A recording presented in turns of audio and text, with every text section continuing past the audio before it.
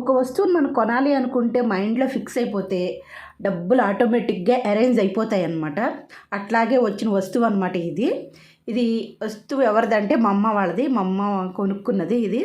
తన ఏదైనా వస్తువు కొనాలనుకుంటే డబ్బులు అలాగా ఆటోమేటిక్గా అరేంజ్ చేసుకుని ఆ టైం వచ్చేటప్పటికి ఆ వస్తువుని అనేది తను కొనుక్కుంటుందనమాట. ఇది వాళ్ళ గృహప్రవేశం అప్పుడు వెండి పళ్ళెం కావాలి, వెండి పళ్ళెంలో గృహప్రవేశం చేయాలని చెప్పేసి మైండ్లో ఫిక్స్ అయిపోయింది. అప్పుడు తీసుకుంది. ఇది తీసుకుని దాదాపుగా 2 సంవత్సరాలు అవుతుంది. ఇది తెనాల్లో కొన్నాము. మా వారు నేను వెళ్ళి అప్పుడు తన అమౌంట్ వేసేస్తే అక్కడ మేకింగ్ ఛార్జెస్ లేకపోతే ఏంటో తగ్గుతుందా అని చెప్పేసి ఆ రోజున వెళ్ళాము.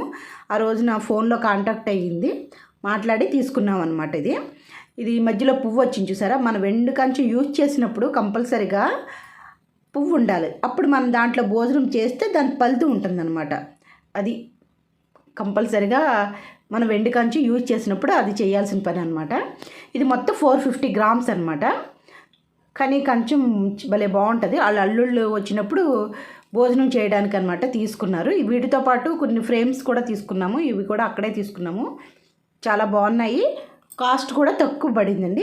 ఇప్పుడు కొనాలంటే అప్పుడైతే 50,000లో అయిపోయింది. ఇప్పుడైతే ₹1,00,000 2 లక్షలన్నా అయ్యేటట్టు